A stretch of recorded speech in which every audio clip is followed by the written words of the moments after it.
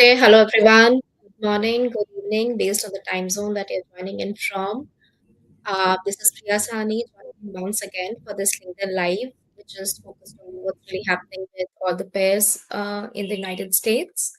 And before we have people, let's actually give a few minutes to our audience to join in from. I'm joined by my colleagues, Vivek, who is joining in from Bangalore, India, and also Hanupriya, who is joining in from Gurgaon.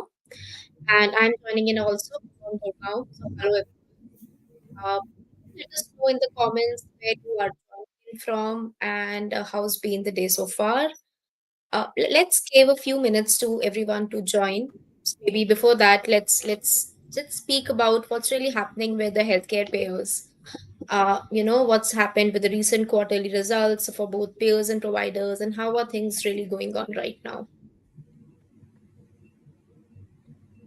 Sure, Priya. And I think thank you everyone for joining. Let's probably give them a couple of minutes to join. But I think you would have also seen on the audience who are joining would have also seen the recent quarterly earnings of some of the top nationals. They are not surprising as so much. MLRs are again off the roof. United Health Group, I think, offerings reaching somewhere around 89.9%. Molina reaching around 92%, and we have several other examples as well. So I think some of these things definitely give insights into the market as to where it is headed. And a lot of these things are also not just talking about MLRs, but also in terms of premiums. While we do see that some of the premiums are getting improved, we are seeing significant amount of challenges with the payers are facing from an MLR standpoint. In some of these specific LOBs as well, right? I think Priya, you would have seen the recent quarterly earnings report of Molina, right? Their marketplace earnings have really hammered. MLR has reached to 95.6%, which is way too huge, and that has impacted their EPS as well. So some of them are yet to post it, but I think a lot of these new trends are definitely going to drive how the market is going to move around, not just from a sourcing standpoint, but also from the implications of premiums, member experience, and so on and so forth. But yeah, that's what I have been seeing. But Anupriya, what are you seeing in the market? Yeah, I would say I'm seeing something very, very similar. UHG is one example that you said, and it's not just about the MLRs rising, it's also about some of the conversations are also coming about, hey, we expected our premiums or we expected the care cost to rise, so we did the premium pricing accordingly, for example, 5% rise or a 6% rise. But actually, now that we are actually living that, it's more of an 8% or a 9% rise that's actually happened to the care cost side of things as well. So yes, definitely the increasing care cost is one reason for the increasing MLRs, but there are multiple other causes as well, and we will dig deeper into all of these going forward for the next 30 to 40 minutes that we have. Okay, so I think that's a pretty good segue into what we really wanted to discuss for today. And not just this quarterly earnings, but something that has happened over the last few quarters. If you really look at the results, the MLRs have really hit the roof. There are a lot of operational challenges that are going to come in because of this reason.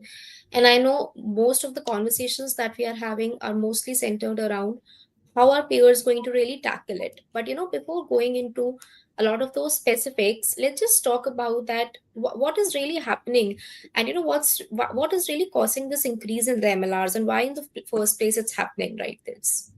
Yeah, I think I can get started with that. So I would say the US pair market right now is definitely going through one of its toughest financial stretches in years. As we discussed, right, margins are tightening sharply across all LOBs, and we'll talk about specific LOBs as well going forward. But payers are the ones who are actually, I would say, facing a mismatch between the actuarial assumptions and the real world utilization as well.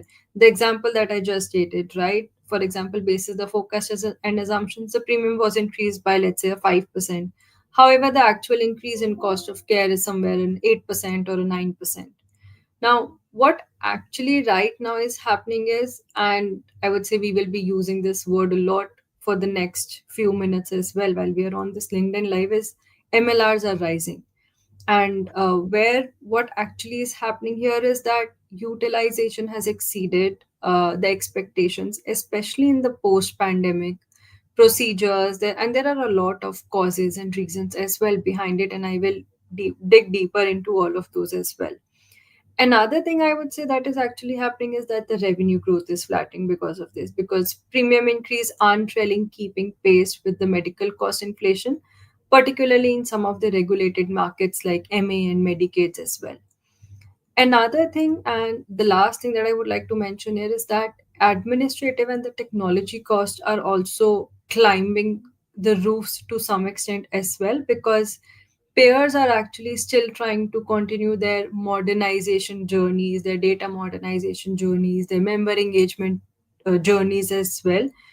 And given their mandate as well, right, the HIPAA mandate, the CMS interoperability mandate, that's also another reason why there is so much spend going on when it comes to the technology side of things as well. Okay, so Yeah. if I'm here, sorry, wait, go ahead. Sorry. So I probably just wanted to add some pointer into that. I think Anupriya rightly touched upon some of the elements, but one thing which I have also seen in the market, and this is more prominent for LOBs such as Medicare Advantage, right? The business itself is designed in a way that the utilization rates have hit the roof. Majority of, in fact, all the population of Medicare Advantage is 65 plus, right? And this is a risk pool which is highly chronic, requires a lot of hospitalizations. And recently, we have also seen a lot of elective surgeries getting in place, which was quite the opposite time of COVID when the elective surgeries were getting delayed, right? So this is a very primary challenge which Medicare Advantage plans are definitely facing, but we are seeing similar trends across other plans as well, across commercial, across ACA and the Medicaid too, especially with some of the regulations that we are seeing in the market. That's also pushing some of the folks to actually get those uh, treatments done in advance, because there is also some bit of a fear in the market that how will the health insurance market look like in 2026. And that's where a lot of questions are also coming up as to how the marketplace will grow, because there are new regulations around OBBA, which removes the subsidy on ACAs, which actually prevents some of the folks to get their insurance renewed on the market, or might even look for some alternative options. So they are speeding up on those that, and that's where a lot of the health plan or health insurance carriers are finding it difficult to manage the MCR. So just some alternative themes that I have put in the market. But yeah, over to you. Yeah, so I think that's all fair that, the pressure is rising in because of a lot of different reasons. One is, as you correctly mentioned, that, the way in which care costs have increased was not really something that was expected. And, it's come in as a surprise to a lot of us. Compounding to that effect is also the factor that a lot of the recent changes with respect to regulations, etc.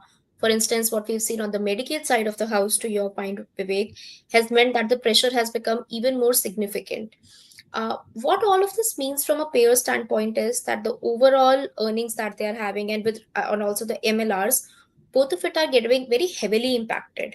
Now, if I'm speaking to say some of these healthcare payers as of now, one thing that I want to understand is that how are they really kind of reacting to these rising pressures? Whenever some of these things happen, we've always seen a very caution driven approach being adopted by all the healthcare payers. And there is always going to be a shift, not just by payers, but honestly by any industry, that they would kind of shift to the cost saving mode rather than investing in a lot of the newer areas. Weirdly or interestingly, this is also one of those situations where the payers cannot really take that back seat and just take a cost cutting approach. They also have to make those cautious investments that can help them come out of this situation. So, what do you feel are some of those areas where they are actually investing in to kind of ride this wave that is coming in? Yeah, I would say there are very targeted areas where the investments are actually very much narrowed down to. And what actually is happening right now is that payers are not really treating this cost control thing as a short term exercise. It's more around building long term capabilities that actually make their business model more resilient and more predictable as well. I would say some of the areas where investments are actually going in, and one of the behavioral change that has actually come out is that they are very much investing in just must have capabilities. Everything around good to have capabilities is something that has just been set aside for right now.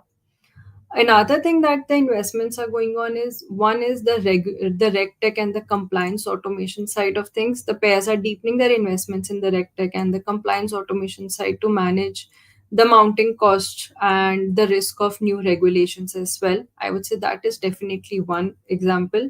Another one would be more investments around the automation and analytics side of it. I would say within analytics, we are actually seeing a renewed focus, I would say, on the predictive analytics side of things. And it's not just about population health management anymore. I would say it has extended much more beyond that as well. For example, payers are actually now investing to forecast some of the utilization trends, anticipate some of these cost spikes as well, so that they can, going forward, they can set more accurate reserves and premium levels as well. And finally, I would say the third one would be more around automation. Analytics is what I touched upon, but now it would be around automation, and it's no longer just confined to the claim side of it. I would say it's now being applied to some of the other areas like payment integrity and care management as well. Now, what this is actually doing for them is it's not just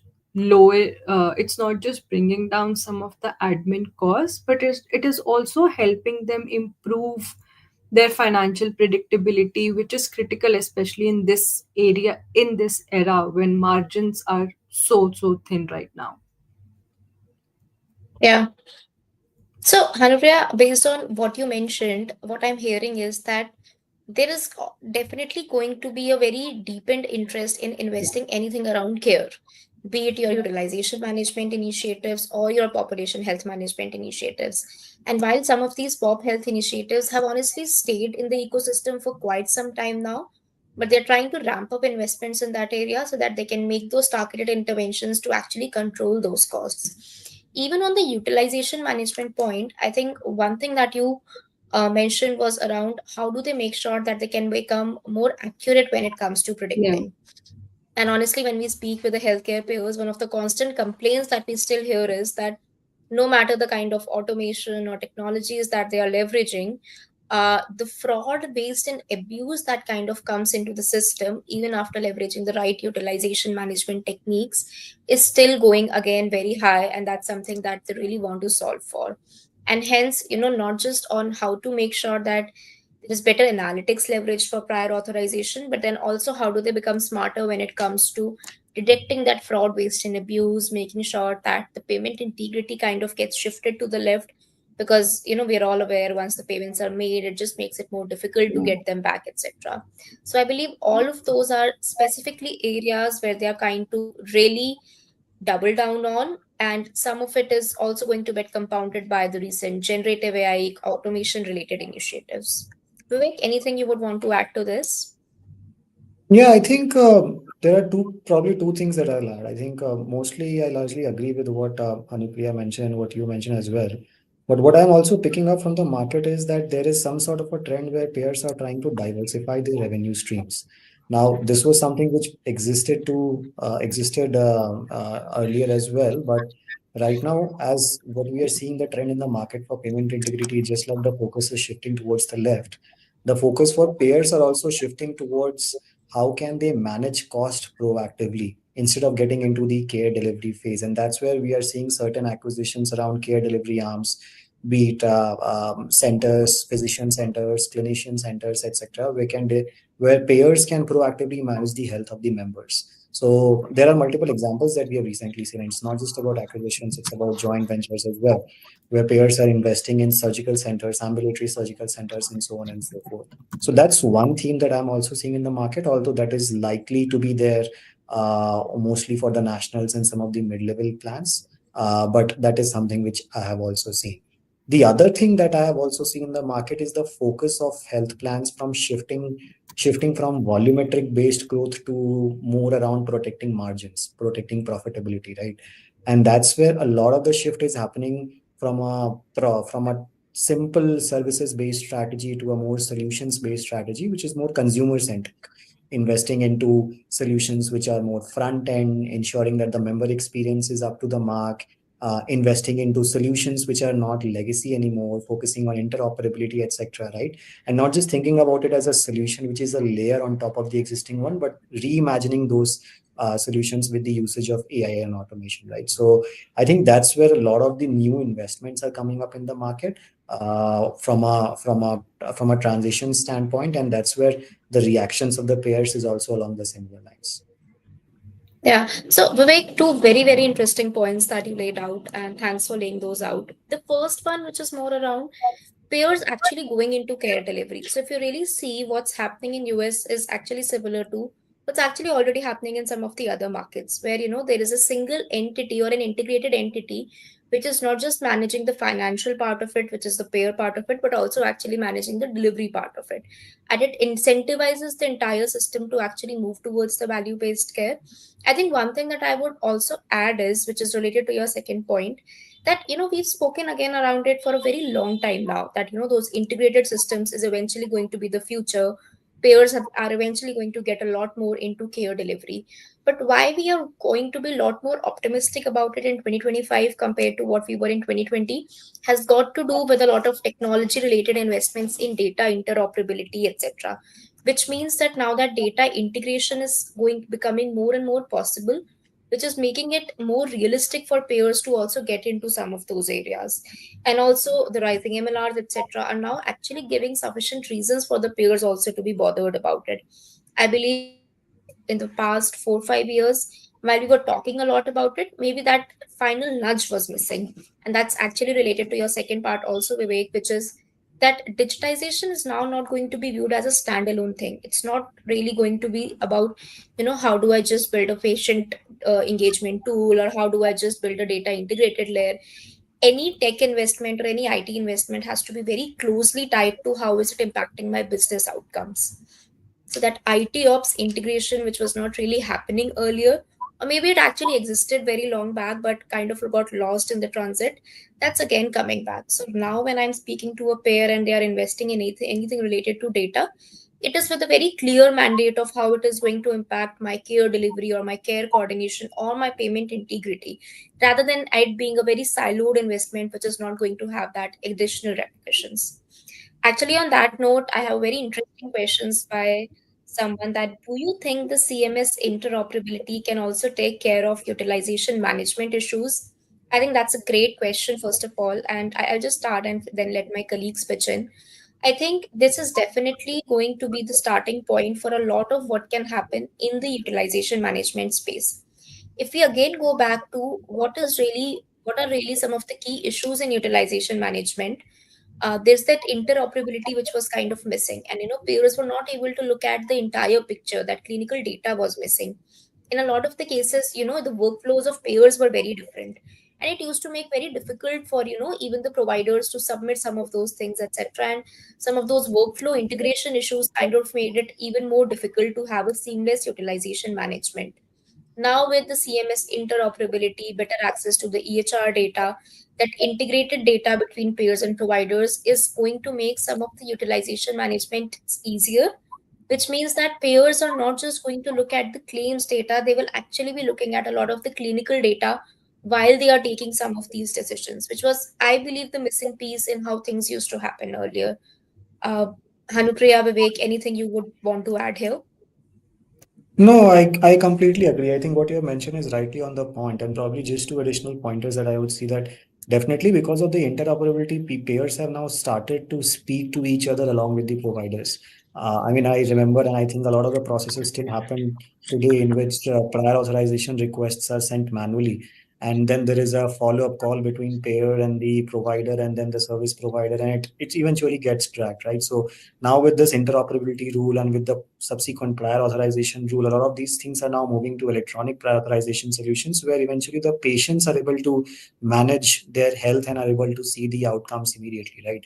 And we are also seeing a testament to this in the market as well. I mean, I look at it, if I remember, CVS Health has committed some $20 billion investment in AI interoperability for a period of 10 years. So the push that was there in the market, or which was missing from the market, I think that has already happened.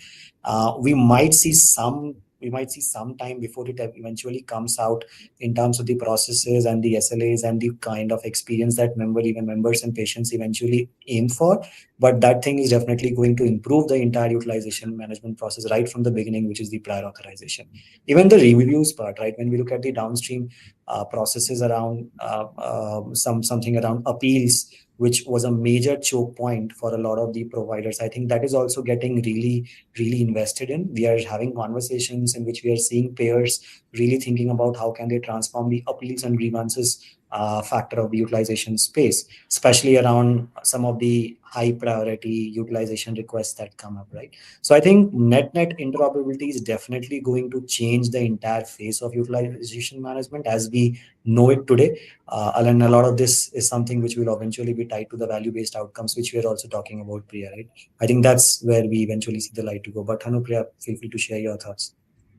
Nope, I think I'm completely aligned and nothing much left for me to add. Okay, fair enough. We have another interesting question from Prabhu, that how much impact does inflation play along all of these things? And Hanupriya, maybe you want to take this one up? Yep, I think I can take this one up. So I would say when it comes to inflation, yes, it plays a significant role, but I would say it's more of an indirect role that inflation plays when it comes to amplifying some of the cost drivers. For example, higher inflation, what it means, right? It basically means that there is increased hospital labor costs, the provider reimbursements are heightened, the drug prices, the supply chain expenses, all of these are the ones that are actually going to get increased, and this will in result push up to the this will actually as a result will push up the unit cost of care. On the other hand, what actually happens when it comes to the premium growth, it largely remains capped due to regulatory limits, competitive pricing pressures, and all of those. So payers can't really fully offset some of these rising expenses on an ongoing basis. The result of this, I would say, is a margin squeeze from both the sides. Operating costs, because they are inflating faster than the revenue growth, and the medical claims are consuming a larger share of the every premium dollar that is actually being used. So, in a nutshell, yes, inflation does impact, but it's more of an indirect impact that's actually bringing into the MLR side of things. It's more around it. It's more around the fact that it actually amplifies a utilization spikes and makes cost control much harder for payers in the longer run. Got it. I think that that makes sense. And to our audience, please feel free to add more questions that you might have in the comment section, and we'll surely take up those if time allows us. But before, till the time the audience is coming up with maybe more questions, there's another thing that comes to my mind, that, we've spoken a lot about what are the business themes, what are the kind of areas, tech investments that payers will really need to make if they want to come out of this MLR issue. But then, how does, in the short term as well as in the long term, some of these things affect the spending capacity of the payers? What I mean to understand is that what is really the impact on the IT or the business process outsourcing by the healthcare payers because of some of these regulatory headwinds as well as the MLR cost issues?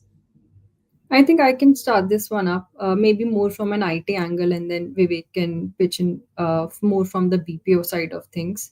I would say yes, the payer spending capacity has obviously become far more constrained and selective when it comes to their IT spend, or when it comes to their budget spends in the IT side of it.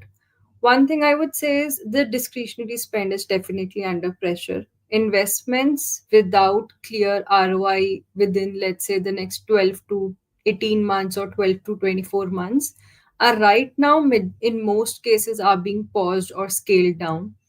Another thing I would say is, in some cases, what we are also seeing and anticipating is that vendor consolidation is something that also might accelerate. Instead of experimenting with multiple point solutions, pairs are more interested in negotiating with enterprise level partnerships so that they can, at the end of the day, bring the total cost of ownership down.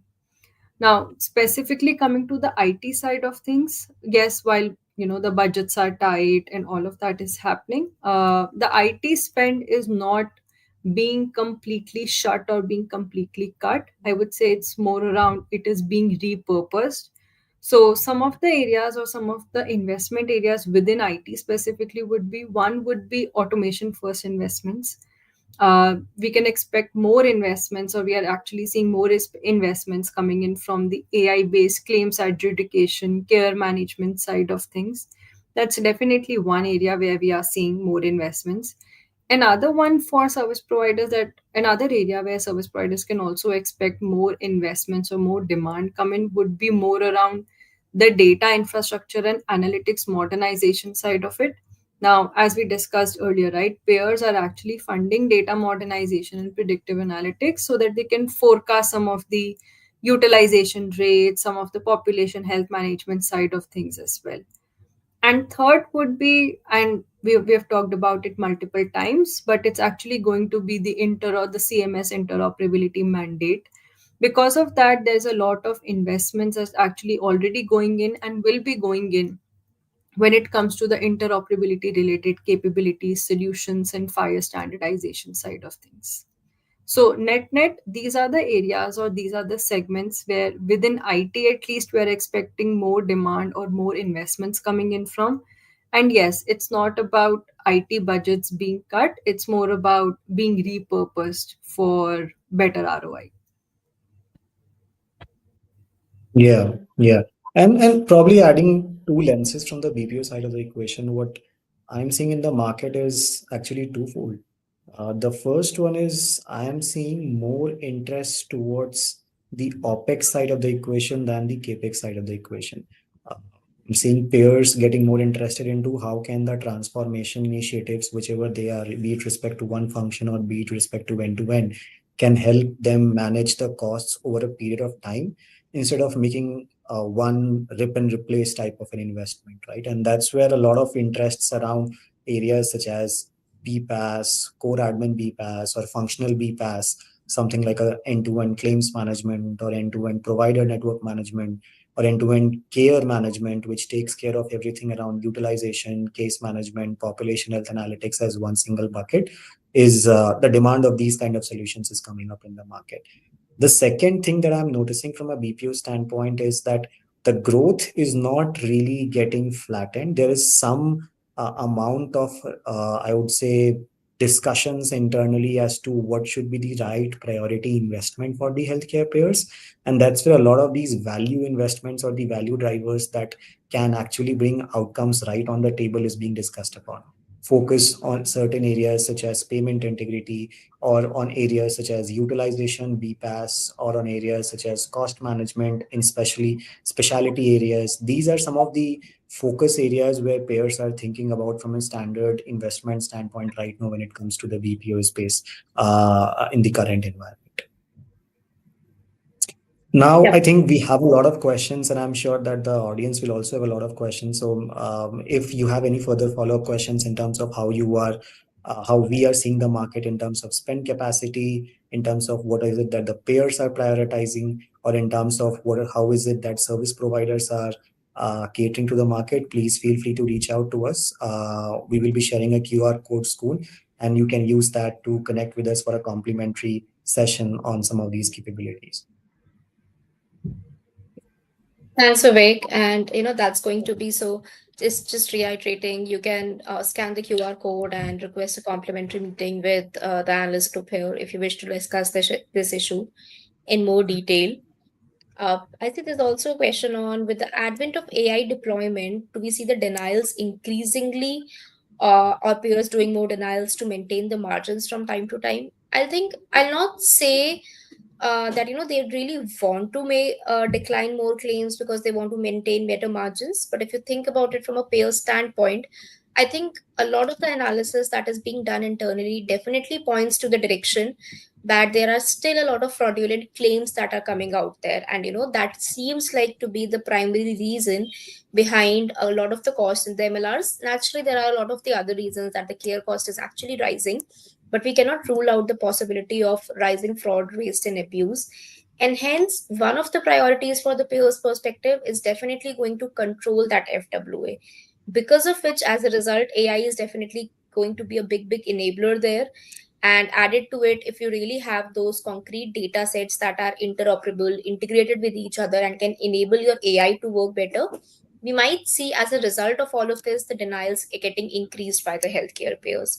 So while I would not put it that way that they would want to do it more, but definitely with the rising technology investments and also with the kind of kind of macroeconomic environment that we are all sitting in, we might see more denials happening honestly by the healthcare payers.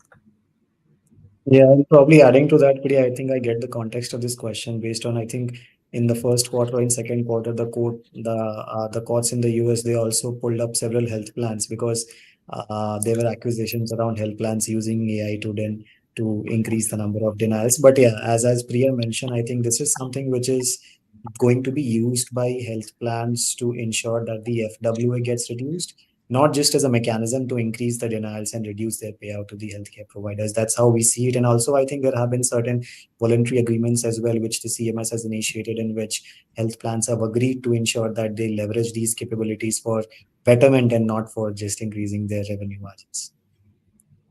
That's correct. And I think there are a lot of initiatives, even from the payers end, that while they are at least, if they are declining specific, if something is approved, it is approved. But if something is declined, I think it's not just the AI that can decline, and there's always going to be a human that is going to come into the picture. So maybe we can think it that way, that the approvals might become quicker because AI would have the power to approve them on their own. But when it comes to a decline claim, there's always going to be, or at least in most of the cases, a human is always going to be there in the loop. Okay, I think there's another question on how do you folks see the adoption of new technologies and change management impacting and helping solve the healthcare outcomes and the financial challenges in the payer provider ecosystem? I think we did touch upon it in some capacity, but to talk about it, I think some of the investments in data interoperability, etc., which was something which was which was not done say 4 5 years back, or even some of the other IT investments or the integration of IT and ops, definitely means that it is going to become easier for the payers and the providers to directly think about some of the business outcomes. I would actually reiterate what Hanupriya said here. The investments which are not strongly tied to some direct ROI, they might be the ones that we might see not heavy investments happening in those areas. But some of the technologies around, say, data integration, etc., or AI, which is directly going to have an impact on the ROI, some of those might be the ones where we might see more investments happening. Yep, I think one liner I would add to this is, Priya, that the pair provider ecosystem initially, if you look at it few years back, it was more of like a transactional collaboration that was happening, but yeah, completely aligned as you mentioned, right, with interoperability mandates and all of that happening. It's all about building a connected intelligence kind of a unified ecosystem between pairs and providers. Yep, that makes sense. And I think one last question, maybe that still comes to my mind, is that amongst all of this, how do we feel the service providers are going to react to some of it? Is there something that needs to that was going to change in their strategy, or how are they really going to react to some of this? I would say when it comes to service providers, one major change that I am anticipating coming out from them is more around how they're taking the solutions to the market. As we discussed, right? For pairs, it's all about understanding the right set of ROI. So, from a service provider lens, also, I would say there would be a strong push around when they're taking their capabilities to the market to some of these pairs. There would be a definite strong push on making the pair understand, hey, this is the ROI that we can anticipate and expect in the next 12 months or 16 months.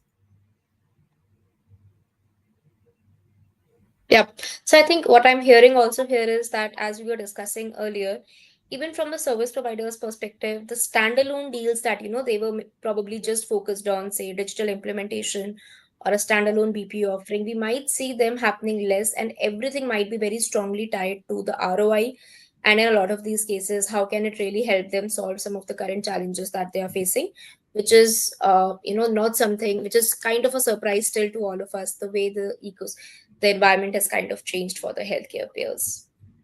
So I think that also kind of brings us to the end of this LinkedIn Live. I think it was an interesting conversation Thanks to everyone for joining in and asking some very interesting questions around how technology, interoperability, etc., is going to play a role with what's really happening in the market. And thanks, Hanupriya, Vivek, for sharing your perspectives.